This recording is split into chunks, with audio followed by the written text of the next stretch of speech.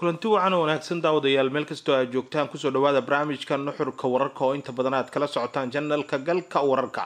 qodobada barnaamijka nuxurka wararka maanta idinku haynana waxaa ka mid ah Israa'iil oo maanta 4 sarkaal oo ka tirsan ciidamada ilaalada kacaanka Iran ku dishay magaalada Dimashq ee dalka Syria. wasaaradda arrimaha dibadda ee dalka Iran oo arintaasi ka jawaabtay maxay ka tiri wasaaraddu Iran sama doonaysa in ay ka argoosato Israa'iil.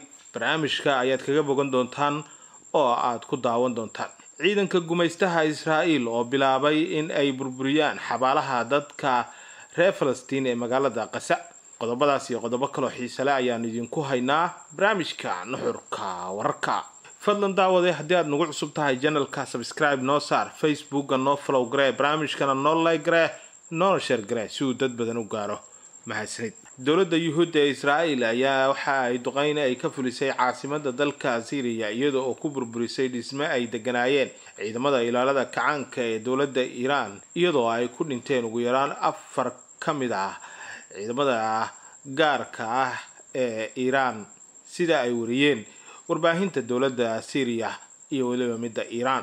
telefishinka laga leeyahay dalkaasi Iran ayaa waxa uu wariyay in 4 la taliye oo ka tirsanaa ciidamada ilaalada kacaanka lagu dilay duqeyn ka dhacday magaalada Dimashq iyadoo aan la sheegin magacyada la taliyayaasha la dilay. TV-ga ayaa intaasi waxa uu ku daray in Israa'iil ay ka dambeysay weerarkaasi. wargeyska Noor News oo la rumaysan yahay in uu ku dhow yahay sirdoonka dalka Iran ayaa isagana waxa uu sheegay in 2 ka mid ah dadka dhintay lagu kala magacaabi jiray General Zadek Omazen oo ahaa ku-xigeenka sirdoonka ciidamada ilaalada Qudus ee Syria iyo ku-xigeenkiisa.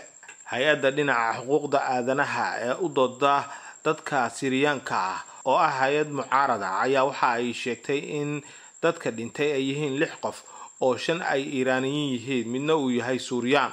weerarkana loo adeegsaday gantaalo ku dhacay xilli saraakiil ka tirsan kooxaha Iiraaniyiinta oo taageero inta badan siiya madaxweynaha dalkaasi Syria Bashar al-Assad ay halkaasi ku shirayeen. madaxa hay-adda Rami Abdurrahman ayaa waxa uu sheegay in 3 ka mid ah Iiraaniyiinta ay ahaayeen taliyayaal isagoo intaasi ku daray in 4 qof oo kale wali lagu laayahay burburka hoostiisa. TV-ga dowladda Syria waxa uu sheegay in weerar uu ku tilmaamay gardarro Israa'iil ay la beegsatay dhisme ku yaala xaafad ka mid ah magaalada Dimashq ee dalkaasi Syria.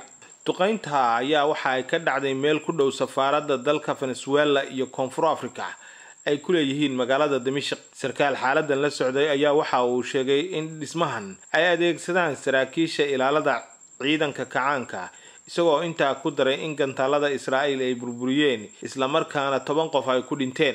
sarkaalkan ayaa waxa intaasi uu ku daray in Iran ay taageerto kooxaha dhismahaasi adeegsanayay laakiin waxa uu sheegay in halkaasi wax dhaawac ah uusan ka jirin. wasaaradda arrimaha dibadda ee dalka Iran oo soo saartay war-saxaafadeedna waxay baahisay in Tehran ay xaq u leedahay inay ka jawaabto dilkii taliyayaasha military ee lagu dilay magaalada Dimashq. waxaan si adag u cambaaraynaynaa duqeynta Israa'iil ay ka geysatay xaafad ku taala magaalada Dimashq taasoo keentay in ay ku shahiidaan 4 la taliye oo ka tirsan ciidanka ilaalada kacaanka ayaa lagu yiri war-saxaafadeedka ka soo baxay wasaaradda arrimaha dibadda ee dalkaasi Iran. Iran ayaa waxay sheegtay in ay argoosan doonto dowladda Yuhuudda iyo ciidamadeedaba balse dad badan waxa ay dowladda Iran ay ku dhaliilaan in aysan ka argoosan Israa'iil balse dalalka kale ee tamarta yar ay inta badan weerarto sida Ciraaq iyo Syria. Iran ayaa war-saxaafadeedkeeda waxa ay ku tiri dhiigga shuhadadeena ma noqon doono wax aan waxba taraynin. Iran waxa ay xaq u leedahay inay ka jawaabto dambiga Israa'iil ay ku gashay dalka Syria waxaana uga jawaabi doonaa sida ugu dhaqsiyaha badan. sidaasi waxa lagu yiri war-saxaafadeed ay soo saartay dowladda Iran oo ka soo baxay wasaaradda arrimaha dibadda ee dalkaasi. mid ka mid ah dhacdooyinka aan loo heli doonin jawaabo ku filan oo ka taagan magaalada Gaza. telefishinka laga leeyahay dalka Mareykanka ee CNN ayaa waxa uu baahiyay sawirro dayax gacmeed lagu qaaday oo muujinaya ciidanka Israa'iil oo xabaalaha dadka muslimiinta ah ee ku aasan magaalada Gaza dib uga saaraya meydadkooda dayax gacmeedka ayaa muujinaya askarta Israa'iil oo burburinaya ugu yaraan 16 xabaalood oo ku yaala Gaza. qubuuraha ayaa la burburiyay, dhulkana waa la nadiifiyay, waxaana meelaha qaar lagu soo bandhigay meydad. ciidanka Israa'iil waxay raacaan hab nidaameed ay ku burburinayaan qubuuraha, taas oo aan la ogeyn ilaa iyo hadda sababta iyo ujeedada ay ka leeyihiin. afhayeen u hadlay ciidamada Israa'iil ayaa waxa uu sheegay in kaliya ay baarayeen qubuuraha, taasi oo qayb ka ah baadigoobka dadka maxaabiista ah ee ka maqan, taasoo ay sheegeen in ay ka baadigoobayeen in dadkaasi ay dhinteen oo ay ku dhinteen duqeymaha ay ka sameynayaan magaalada Gaza.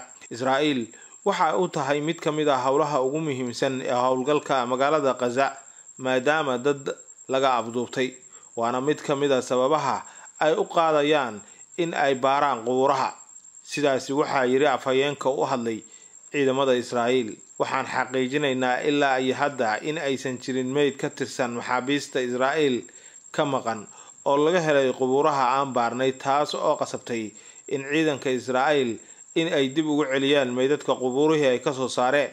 si kastaba ha ahaatee, ma jiraan wax cadaynaya xaqiiqada hadalka afhayeenka ciidamada Israa'iil, iyadoo la arkayo sawirada iyo muuqaalada dayax gacmeedka iyo in ciidanka Israa'iil xarumo badan oo saldhigyo ay u adeegsanayeen ay keeneen meydad badan oo ay ka soo saareen qubuuraha magaalada Gaza.